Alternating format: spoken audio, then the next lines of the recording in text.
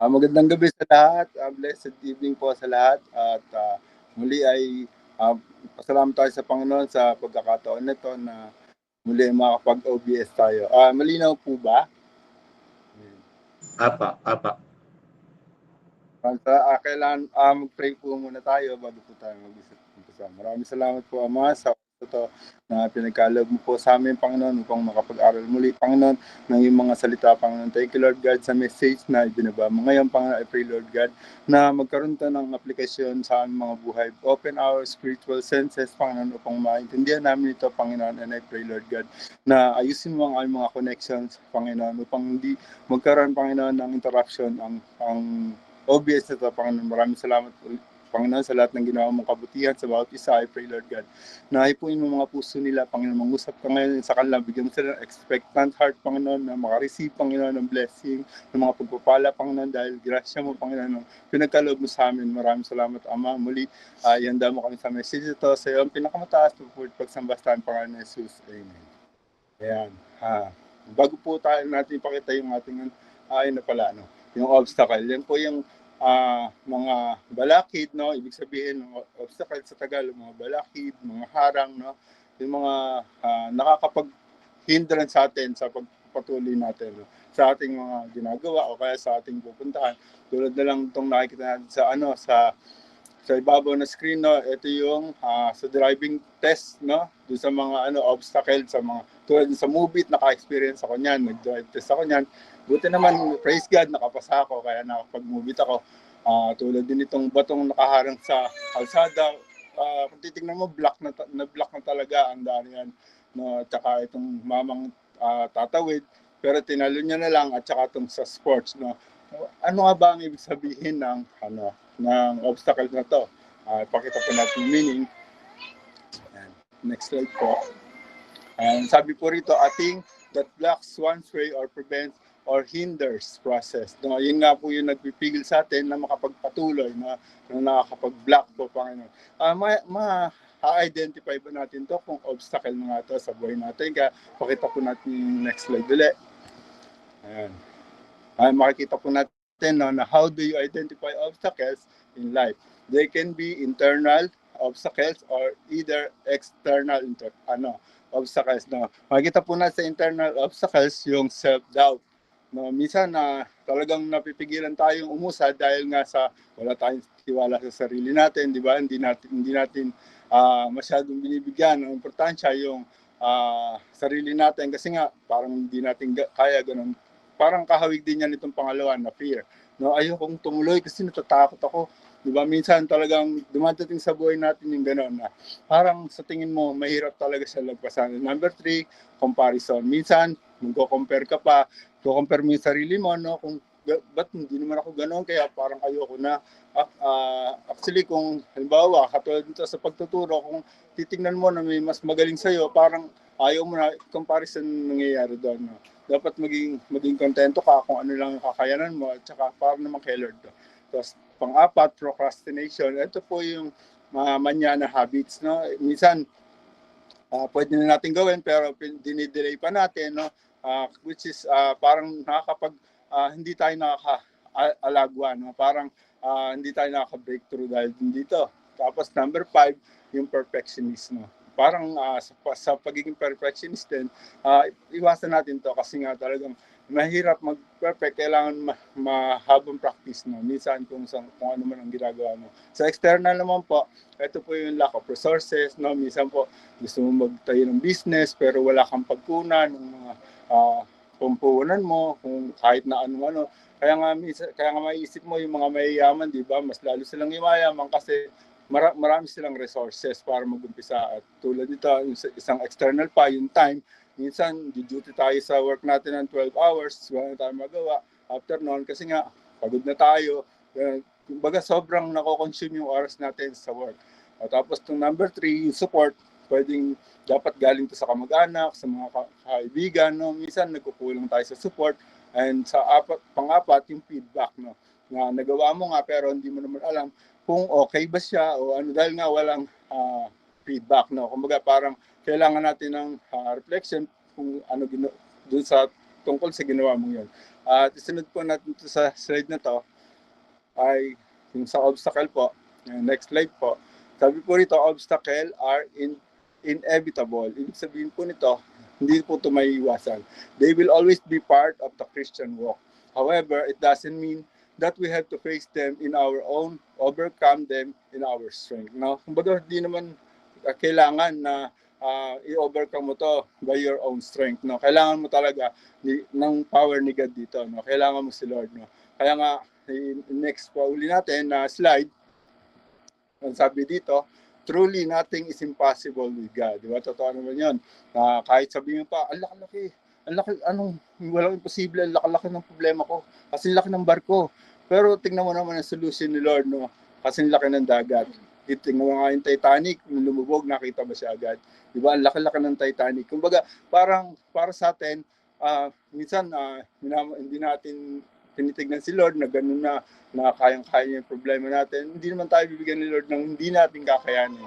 No? Kung hindi man natin kayanin,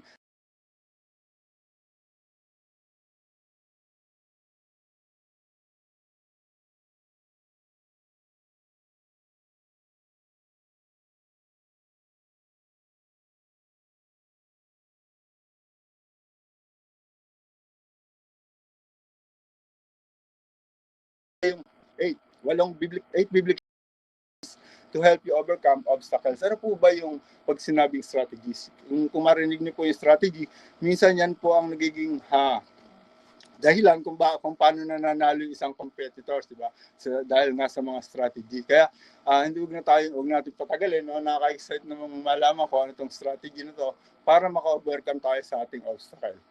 Slide po natin, number 1 po. Yan po yung overcome obstacles by reading your Bible. Sinabi po dito sa Psalms 119, 105, Thy word is a lamp unto my feet and a light unto my path. Ibig sabihin, pagka nasa dilim ka, hindi ka talaga makakalakad, di ba? Hindi ka isa yung obstacle, yung darkness. Pero pag binasa mo yung salita ng Panginoon, yun ang nagsisilbing liwanag sa iyong daraanan. Kaya hindi ka na kaya makakapagpatuloy ka dahil dito. Next slide po natin. Sinabi po dito, na first things first, read your Bible. Filling your mind with Scripture will keep you focused on God above and not on the things of this world. No, dapat una sa lahat talaga, magbasa tayo ng salita ng Diyos. No? I-fill natin yung mga utak natin ng mga salita ng Panginoon para hindi mo wala yung focus natin sa Diyos. Dahil yun ang importante doon. No? Lagi nga natin narinig sa preacher na katulad sa church, di ba? Set your mind on things above and not on earthly things. No? Kumbaga, parang makikita mo na ang alam mo ng good news ang mababasa mo, bakit mo pabasahin? Mamili ka, ano ba gusto mo? Good news o bad news? Yung bad news, ayun yung mga newspaper, yung tabloid, pero kung gusto mo talaga mabasa ang good news, doon ka na sa Holy Bible, di ba? Talagang huwag nating i-neglect ang pagbabasa ng Biblia. Next slide po. At sinabi rin po rito na time in the Word is always helpful no matter what you are going through. The answer you need are right there, waiting for you to uncover them. Napakalaking halaga po sa ating mga problema ang pagbabasa ng salita ng Panginoon. No? Kasi kung hindi natin ito babasahin, di ba, nakalagay nga rito, waiting for you to uncover them. Buksan mo lang ang Biblia mo dahil marami kang mamimiss out. Sa totoo lang, kapag hindi ka nagbabasa ng salita ng Panginoon, sayang yung mga pangako niya. Ilan yung promises niya? May nabasa akong umabot ng 7,000 higit ang promises ng Panginoon. Meron din ako nabasang 8,000, no? Kahit kung alin man ang totoo doon, napakalaking nun. Sayang kung hindi natin malalaman lahat ng promises ng Panginoon. Promises for success, promises for satisfaction, promises for blessing. Sayang lahat yun kung hindi yun natin malalaman, di ba? Tsaka yan talaga ang magpapalakas sa atin at makaka-overcome ng ating yung mga obstacles na yan. Pumunta na po tayo sa pangalawa. Sa next slide po, ito po yung pangalawang strategy, overcome obstacles by staying in prayer. Sinabi po rito, be careful for nothing, but in everything by prayer and supplication with thanksgiving, let your request be made known unto God. No, ibig sabihin sa Tagalog, huwag na pala tayong mag-alala sa mga bagay-bagay, no, kundi ibigay natin sa Panginoon ang mga alalahanin natin, yung mga kailangan natin na may panalangin at pasasalamat sa Kanya. No, kasi napakalaking bagay ng prayer sa tao. Kasi ito yung binigay ni Lord sa atin para magkaroon tayo ng communication sa Kanya. Diba? Guru mo. I-next slide po natin. Kasi sinabi nga po sa Bible na the Bible commands us to pray without ceasing. No? Huwag natin sabihin na ako, karamihan sa atin, nagpe-pray ako 3 beses pa nga isang araw.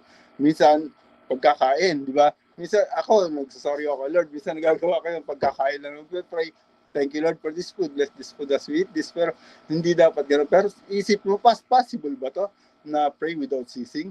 Pwede po natin yan subukan. Pagkagising pa lang natin, magpasalamat tayo sa Panginoon dahil may hininga tayo, no? Samantalang iba hindi na nagigising. And then, pag naligo na tayo, bago tayo pumasok, pasalamat tayo sa tubig, dahil yung iba walang tubig at pagkakain, gano'n, continuous lang. And then, pagsakay mo ng sasakyan, Lord, ilayo mo po ako. Alisin mo po ang mga reckless driver, Panginoon, sa dadaanan namin. Dahil nga, napakalaking gabay ng prayer sa ating mga Kristiyano. And then, pwede mo rin pag-pray, Lord, bigyan mo ng mahabang pasensya ang boss ko kasi madaling uminit ang ulo niya. Diba? Hanggang sa lumubog ang araw, kakakausap mo sa Lord, nagkakaroon kayo ng intimacy, di ba? Meron bang mag-best friend na nagiging close pag hindi sila nag-uusap? Siyempre wala. Kaya ganun dapat ang ginagawa sa ating Panginoon. No? Kaya next slide po natin, nakalagay po dito, when facing obstacles, it is essential to stay contact with God and ask for His help and guidance. Paano ka nga makaka-stay in contact kung hindi ka lagi nagpe-pray, di ba? Lagi mo dapat dumating sa iyo yung the sweetest time of the day is when you pray because you are talking to the one who love you the most, di ba? Kasi nga, yun talaga ang yung prayer na laging gusto ni Lord, makakausap ka. Kita mo nga yung mga may mahal sa buhay, gumagastos pa sila, bumibili sila ng cellphone. And then, magpapaload para lang matawagan yung mga gusto nilang makausap. Samantalang kay Lord, hindi mo na kailangan ng cellphone, hindi mo kailangan ng load. Libre-libre, napakabilis pa, makakarating na agad kay Lord ang message mo. Basta't may in Jesus name ka lang, na kay Lord na yung message mo. Di ba? Yun ang gusto ni Lord. Alam naman ni Lord kung ano yung kailangan mo, basta't gusto lang niya, sabihin mo sa Kanya yun. Di ba? Ganun ang gusto ni Lord, yung closeness mo. Yan. Punta naman po tayo sa next slide. Yan. Number 3 po, yung isang strategy is to overcome obstacles by casting down imagination. Sabi po rito, casting down imaginations and every high thing that exalted itself against knowledge of God and bring into captivity every thought to obedience of Christ. No? Kumbaga, ano ibig sabihin nito? Ang isip po natin kasi para yung battleground, no? Para yung diyan po naglalaban sa isip natin yung good and bad, no? Yung positive and negative, evil and good. Diyan po sila naglalaban. Kaya wag po nating hayaan na manalo yung evil, no? Kailangan i-terminate mo na agad 'yon. I-rebuke mo na, 'di ba? Lahat ng suggestion na hindi naaayon sa kalooban ng Panginoon, wag nating i-receive 'yon, 'di ba? Hindi karapat-dapat yung tanggapin. At lagi nating isipin, i-slide po natin sa pangalawa. Ayan, ang sabi po dyan, as Christ followers, we are called to fill our minds with true and godly things. No? Dapat lang ang nasa isip natin ay yung mga makalangit na bagay. No? We should not entertain every thought or feeling that comes into our minds. Dapat hindi natin yun entertain kasi lalabas sa atin yan. Halimbawa, negative na ang pumasok sa isip natin. Parang lang yan yung out of the abundance of the heart, the mouth speak. Ano ang laman ng puso mo, lumalabas sa bibig mo. Ganun din po yon, out of the abundance of the mind, the life is lived. No? Kumbaga, din po lalabas kung ano yung naiisip mo. Halimbawa naisip mo, negative na. Siyempre, pag nakita nila ng ibang tao yan, negative na rin ang reaction mo dahil yun ang naiisip mo. Yun ang isipan, yun ang pakakaingatan natin sa ating mind. No? Okay po, sa number 4 naman po tayong strategy. And overcoming obstacles by choosing faith over fear. Yan, sabi dito, For God hath not given us the spirit of fear, but of power and love and of sound mind. No? Kumbaga, yung fear na yan, hindi pa rin galing sa Lord. Automatic, alam mo na, galing sa kalaban yan. Ano yung enemy's business? To kill, to steal, and to destroy. Yan ang business ng enemy natin, ng kalaban natin na si Satan. No? Kaya huwag natin dapat in-entertain ng fear. Kasi binigyan nga tayo ni Lord ng power, love, and sound mind. Yung next slide po natin, yan. Sabi yan, always choose faith over fear. I understand that things can be as stressful and overwhelming at times, but we must never give up into the fear. Alam nyo, may naalala po ako dito, nung time po ng pandemic, ito po yung time ng COVID-19. Di ba po, mapakaraming natakot ng time na yan. No? Nung unang bumulaga yan, talaga namang maraming namatay. Siyempre, matatakot ka, kaya nagkaroon siya ng mga lockdown. Ayan, di ba, yung mga face-to-face, pinagbawal, tapos yung social distancing, nangyari yan. At, pero, kami, praise God kasi talagang, hindi kami nagpadaig din sa takot na yan. Na matakot kami sa pagsimba. Alam niyo ba na nag-house church pa rin kami yan. Yung time na yan, nag-house church kami dito sa NHA. Nag-house church sila dun sa baba, dun sa Green Heights. Even sa bayan, siguro, nag-house church din kami. Kasi iba talaga yung sama-sama kayo na nagpupuri sa Panginoon. Hindi, okay to, itong naging output ng nung nangyari yan, nagkaroon tayo ng OBS, no? Maganda rin yun naman ang naging resulta nung huli. Pero, sa totoo lang, yung fear na yun talaga ang nag-manifest sa maraming tao nung time na yun. May narinig akong kwento eh. Pero, kwentong lang naman to, parang cartoons. Pero kung iisipin mo, totoo naman, no? Kwento ko na lang, no? Yung caravan, alam niyo ba yung caravan? Yan yung pumupunta sa isang lugar, then galing sila sa ibang lugar, naglalakbay sila, parang mga pilgrims. Gano'n. Ngayon, nakasalubong nila si Pestilence. Si Pestilence, sa Tagalog, yun yung mga salo at gano'n. Pagpalagyan natin si COVID yung nakasalubong nila. Then, tinanong nila itong si Pestilence. Sinabi nila, saan ka pupunta? Kasi galing sa bayan yung caravan. Sabi ni Pestilence, pupunta ka sa bayan, papatay ako ng 500.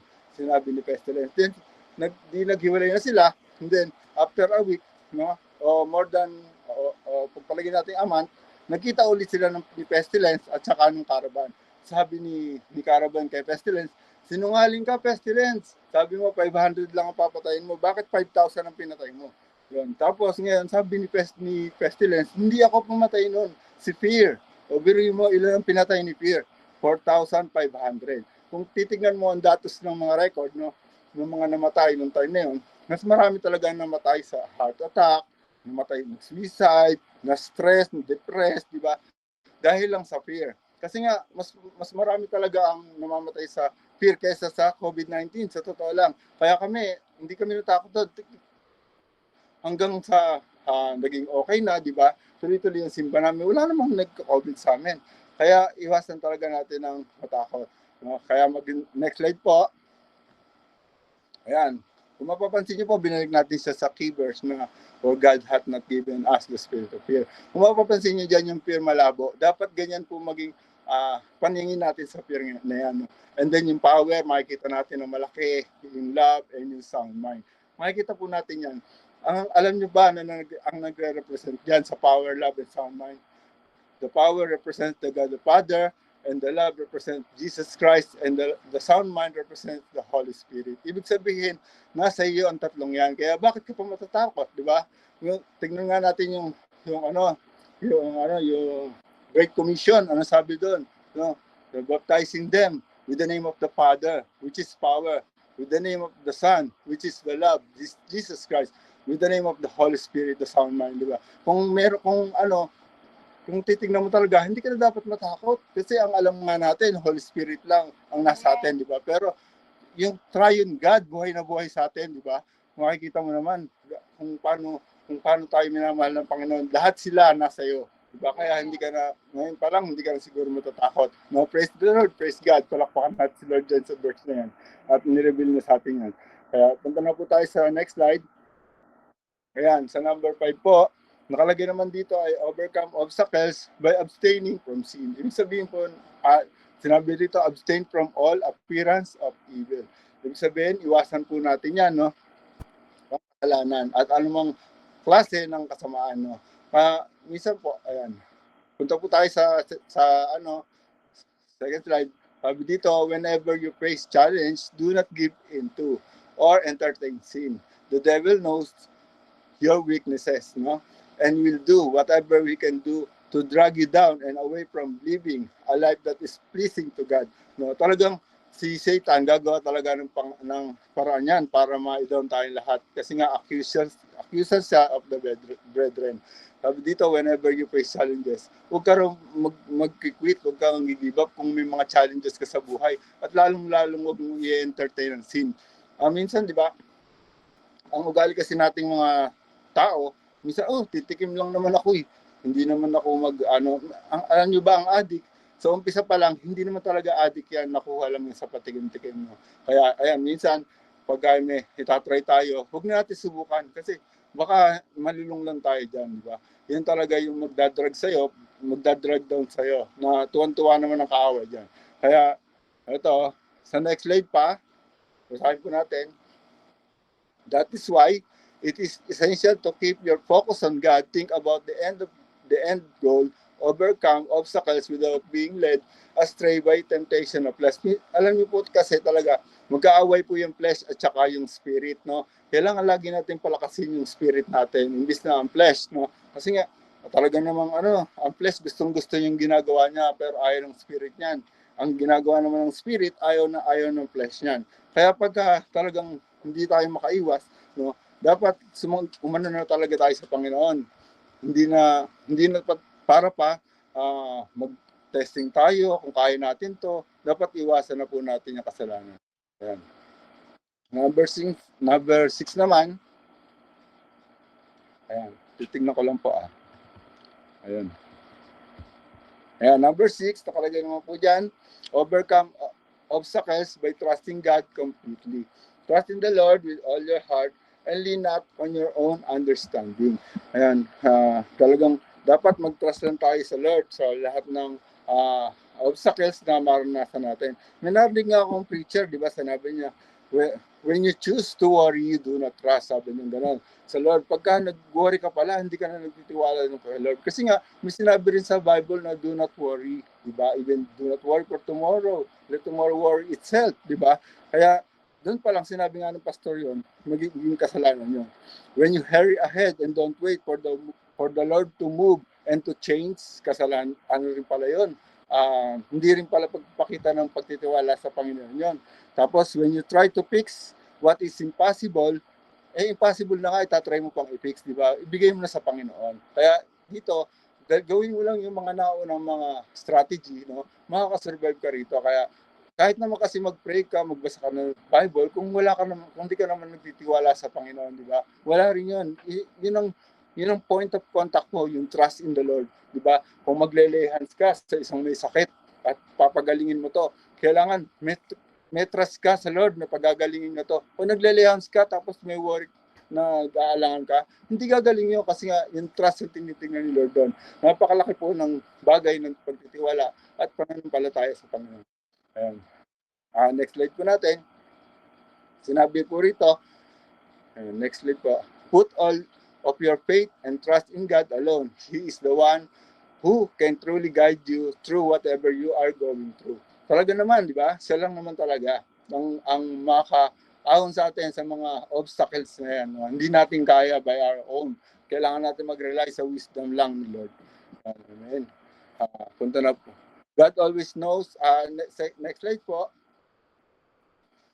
Sinabi po rin dyan, God always knows what is best for you. Kung sinasabi niyo, Mama's knows best, mas lalo si Lord, di ba? And He knows everything about you.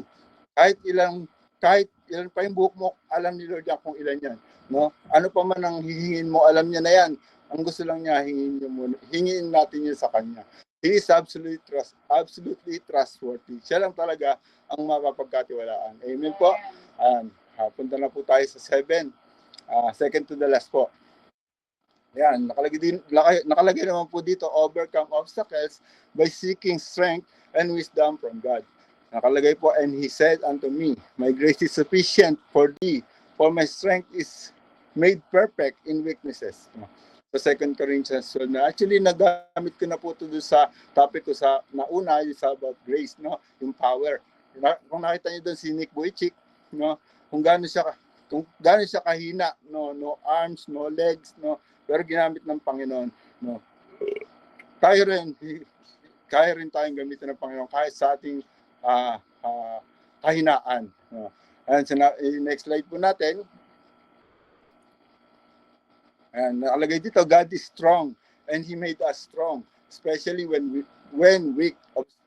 Obstacles expose our weaknesses and increase our dependency upon Christ. So totoo lang, may kwento nga po ako ditong naalala dito sa sinabi na to, no? Ito po yung kwento about kay Joey. No? Napanood ko po to sa isang preaching ni Bong Saking, no? Yung pastor po ng CCF.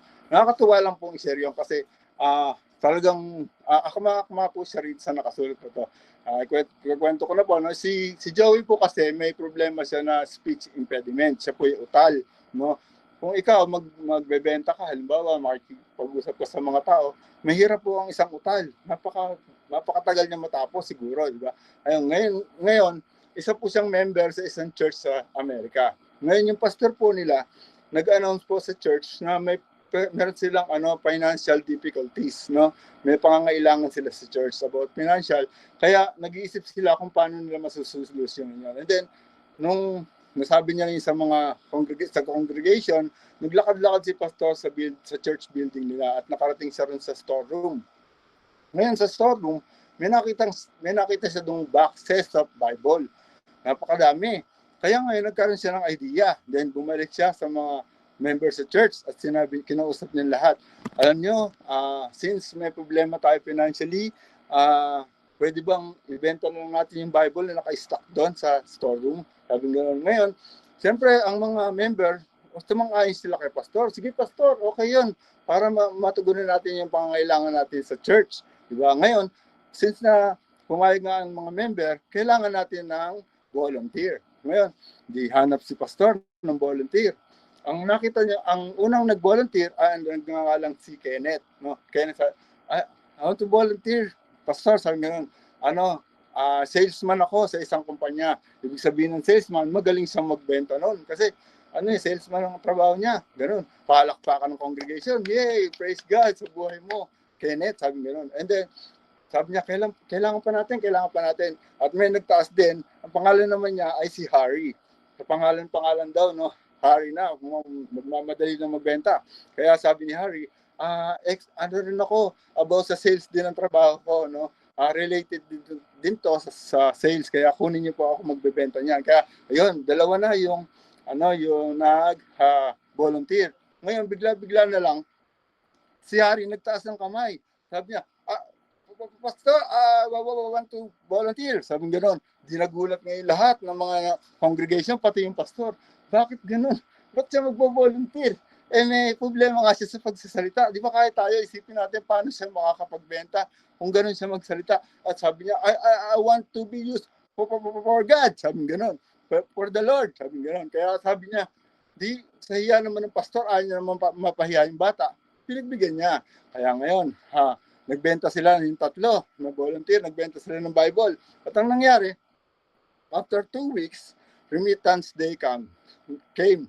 At isa-isa silang dumating sa church. Ngayon, lahat ng members ng church nasa church. Pagdating ngayon ni Kenneth, nagbigay siya ng $500. Ngayon, bago pala sila magbenta, sinabi ni pastor na $10 per Bible ang presyo ng Bible. Kung equivalent natin sa peso, mga 500 plus ang isa ng Bible. Ngayon, nag-remit ngayon to si Kenneth ng 500 pesos. Ilang Bible yon? No? Kung itatimes mo, ibig sabihin 50 Bibles. No? Palakpakan ang mga church member. Hey, praise God sa buhay mo, Kenneth. Sabi gano'n, praise the Lord. Tuwan-tuwa sila kasi may 500 na benta si Kenneth. Then, sumunod itong si Harry. Ang binigay ni Harry is 1,000 pesos. Medyo, ito po yung nabenta ko, 1,000 pesos. Ilan na nabenta ni Harry? Di ba? 100 Bibles, napakarami. Ngayon, yung huling-huling dumating, itong si Joey. So, here is the money, sabi gano'n. Tapos, pagbilang ngayon ng pastor, pagbilang niya sa pera na binigay ni Joey, 2,500. O biro mo, wala pa sa kalahati yung mga kasama niya, pero mga salesman sila. Nagulat sila lahat, sabi, ha? Paano nangyari yun? How did you do that? Sabi gano'n. Kami mga salesman na kami, pero hindi kami nakabenta ng ganyan karami. Sabi gano'n. Kaya tinanong siya ng pastor, paano mo nga ba ginawa yung Joey? Sabi ni Joey, I prayed. Sabi gano'n. Sabi, nag-pray pala siya. Tapos, then I went out, then talk to people. Sinabi ni Joey, you want me to read the Bible or buy? Sabi niya gano'n sa mga tao. Kaya kahit ikaw, kung sabihin sa'yo ni Joey yun, ano gagawin mo? Di bibili ka na lang. Kaya sinabi ng mga tao, we will just buy. Kita nyo, kung yung hindi natin ma-underestimate yung mga ina-accomplish ni Lord sa isang tao, di ba? Basta sa mga tinawag niya para sa kanya. Kaya nga, ito akma itong binasa natin sa kanya, di ba? Sa weaknesses niya, ginawa siyang powerful, di ba? Strong. Birin mo, natalo niya pa yung mga salesman. Pero may obstacle siya. Yun nga yung pagiging speech impediment niya. Ayan. Sabi dito, sa next slide, they help us see how strong and powerful our God. He alone can give us the strength and wisdom we need to endure. Kaya yon, makikita naman talaga nila, no, na unjust talaga natin, kakaiba. Hindi nga siya namimili ng sobrang talino, di ba? Ang ginamit niya nga sa mga Bible, yung mga tao na hindi mo makakalaing magagamit, di ba? Tulad nga ni King David, di ba? Ano lang siya, shepherd lang siya, ginawa siyang hari, tapos naging, pa siya, murderer, di ba? Tsaka adulterer, di ba? Pero, si Moses, total siya, pero, niremind nga siya ni Lord doon na ako ang gumawa ng bunganga, Moses, kaya dapat, pero ganun pa man binigay niya si Aaron para lang gamitin ni Lord sa pagsasalita sa mga Egyptian. Ayan. Dito na po tayo sa huli. Ayan, overcome obstacles by trusting in God's plan. Sabi po dito, paborito ko rin po itong verse ito, for I know the plans I have for you, plans to prosper you and not to harm you, plans to give you a hope and a future. Talaga naman po, dapat sa plano lang ng Panginoon tayo sumusunod, at sumasangguni, di ba? And meron tayong mga sariling plano, pero God's plan is far greater and better pa rin compare sa plans na meron tayo sa sarili natin. Di ba? God has a plan and purpose. Next slide po. Kalimutan ko sabihin. Ayan, God has a plan and purpose for our lives as Christian. We are to follow His plans and seek His will for our lives. Minsan may katigasan ng ulo ng tao, no? Minsan may sarili siyang plano. Lord, basta, susundin ko pa rin yung plano ko. Kasi ito gusto ko, di ba? Minsan, magugulat nga tayo, sinisira ni Lord ang plano natin kasi alam niyang mapapahamak tayo. Kasi alam niya na agad yung hinaharap doon sa mga plano. Di ba? Halimbawa, doon sa babae, may nang ligaw sa kanya, gwapong-gwapo, pero hindi naman Christian. Sabi ni Lord, huwag yan, hindi yan Christian. Pero ano sinasabi ng Christian ng babae? Lord, magiging Christian rin yan, ako bahala. Di ba? And then, nagsisigarilyo, nag-iinom ng alak. Huwag yan, umiinom ng alak yan. Ay, Lord, magbabago rin yan dahil mahal ako niya. Sinabi niya. Then, nag-asawa sila. Pagkatapos sila mag-asawa, unti-unti, naamoy ng babae na umiinom ng alak yung asawa niya. Pag umuwi, amoy alak ka, sweetheart. Ay, sweetheart, tumikim lang ako. Hanggang sa tumagal ng panahon, umuwi na ng lasing. Bakit ka lasing? Tumigil ka dyan. Pero kung bibig ko ng alak, tumigil ka. Di ba? Ganon. Ngayon, iiyak ka na lang kay Lord. Di ba? Kasi nga, hindi ka nakikinig. At saka yung plano mo, hindi mo isinasubmit kay Lord. Dapat yung plano ng Lord. Magbigay pa tayo. Ano ba? Lalaki naman. Lord, gusto ko siya. Sexy, maganda. Kristiyano ba yan? Sabi ni Lord. Pero hindi po. Magiging Kristiyano po. Sabi, wag na lang yan, anak. Sabi gano'n. Mapapahamak ka lang dyan. Hindi po. Mabait po siya. Ngayon, pinakasalan ng lalaki yung babae. Ngayon, nung nagsama na sila, biglang naghilamos yung babae na wala yung kilay. Hindi nga nakilala ng asawa. Sino ka? Di ba? Yung ganda niya, peki pala. Di ba? Kasi hindi siya nakikinig sa Panginoon. Yun. Although joke yun. Pero, pinapakita lang natin, pinapakita lang naman natin na mali talaga yun. Tapos, Sabay sila kumain. Pagkakain na, tinanggal ang pustiso, kumain, tinaas ang paa. Lahat kinain, wala nang tinira para sa iyo. Grabe. Noon. Grabe yun. Kaya yun, dapat sumang-ayon lang tayo kung ano ang naayon sa plano ng Panginoon, di ba? So, dito, punta po tayo sa next slide. And sabi po dyan, trusting God's plan keeps us on the straight and narrow path and helps us endure obstacles. No? Talagang kung nagtitiwala lang tayo sa plano ng Panginoon, talagang mapapaayos po Panginoon ang paglakad natin ng diretso at sa mga path na tama. No? And makakapag-endure po tayo sa mga obstacle. Kahit anong obstacle po yan, wala pong imposible sa Panginoon. Kaya pumunta na po tayo sa conclusion. Ayan, sabi po dyan, there is no situation too difficult for God to handle. There is nothing that is impossible with God. Totoo naman, di ba? Kahit ano pa, ang sabi mong problema sa Panginoon, wala yan. Baliwala sa Panginoon yan. Wala yan. Talagang siya lang ang makakasolve niyan. No? Bakit niya sinabi sa atin yan na siya talaga ang bahala, di ba? Dahil you are a child of God. Yan. Tingnan po natin sa next slide. Yan, you are a child of God. Natas po ba kayo? You are a daughter of the King. Kung daughter ka ng King, ano ba, mag-aalala ka pa ba? Hari yung tatay mo? Hari, hindi lang basta hari ng mga hari. Diba? Anak ka ng Diyos. You are part of God's family. Diba? Hindi ka na, maraming kang tanong sa mundo, bakit sila ganito sagana, ako ganito. Pero hindi dapat iset yung isip natin dito sa panlupa lang. Dapat nakaset ang isip natin sa panlangit na hinaharap na. Alam natin na sa langit, lahat ng mga na-experience natin dito, walang-wala yan sa inihanda sa atin ng Panginoon. Amen. Ayun. Tapos na ba? To God be the glory po. Ayan, thank you, Lord. Glory to God.